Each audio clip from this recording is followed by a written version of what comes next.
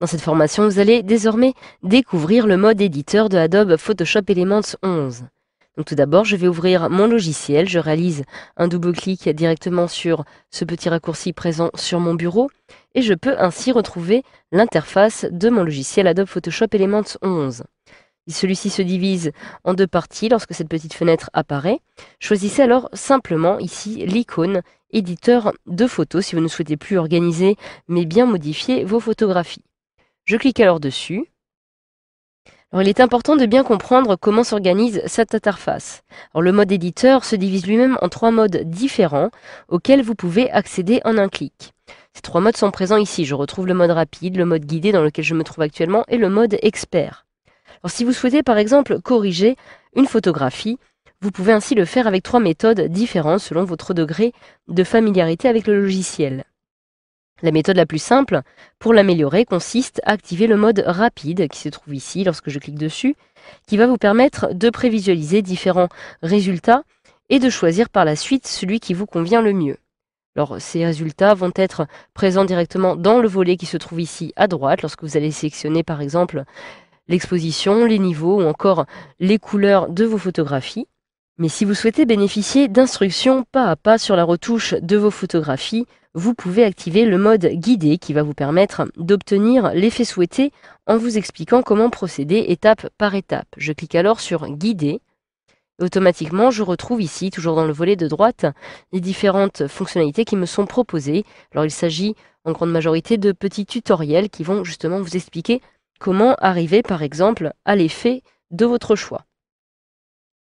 Alors enfin, en mode expert, c'est vous qui allez en fait réaliser seul les réglages.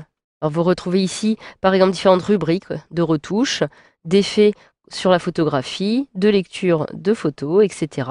Et vous pouvez accéder directement à ces effets en un clic.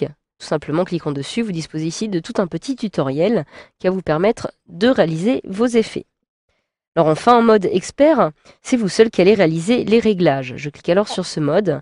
Il s'agit en fait d'un mode plutôt réservé à ceux qui ont une certaine maîtrise du logiciel et vous retrouvez ici dans le volet de gauche les différentes fonctionnalités que vous allez pouvoir utiliser. Alors juste en haut, vous retrouvez ici les différents menus à partir desquels vous allez pouvoir retrouver différentes fonctionnalités de retouche dans votre logiciel Adobe Photoshop Elements 11.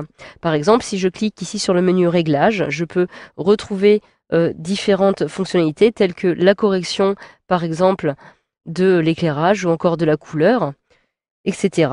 et auxquelles je peux accéder en un clic une fois que j'ai une photo qui est ouverte, ce qui n'est pas le cas actuellement.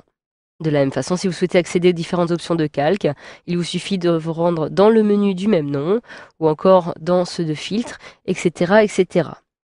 Alors sur la gauche, je vous retrouve ici en fait les différents outils que vous allez devoir utiliser pour vos retouches de photographie. Alors, lorsque vous sélectionnez un outil, ces différentes caractéristiques vont en fait s'afficher dans la zone qui se trouve ici en bas. Par exemple, si je clique sur l'outil de sélection, ici, je retrouve les différentes fonctionnalités, les différentes caractéristiques ici qui vont me permettre justement de personnaliser mes retouches. Juste au-dessus, vous retrouvez la fenêtre principale dans laquelle va apparaître l'image que vous allez retoucher. Si par exemple vous souhaitez créer différents supports de photographie, vous avez la possibilité de vous rendre directement dans l'onglet Créer qui se trouve ici, afin de réaliser par exemple des cartes de vœux, des calendriers, des collages photos, etc. Si vous souhaitez à tout moment retrouver l'organiseur, cela est possible directement en cliquant sur le bouton du même nom qui se trouve ici tout en bas de votre écran, afin d'accéder à votre différentes bibliothèques et albums. Je clique et automatiquement je les retrouve ici dans cette fenêtre. J'ai donc, comme vous pouvez le voir, les deux modes éditeur et organiseur qui sont ouverts, qui correspondent bien à deux icônes différentes. Et si vous souhaitez par exemple modifier une photo à tout moment, il vous suffit dans un premier temps par exemple de la sélectionner, par exemple celle-ci.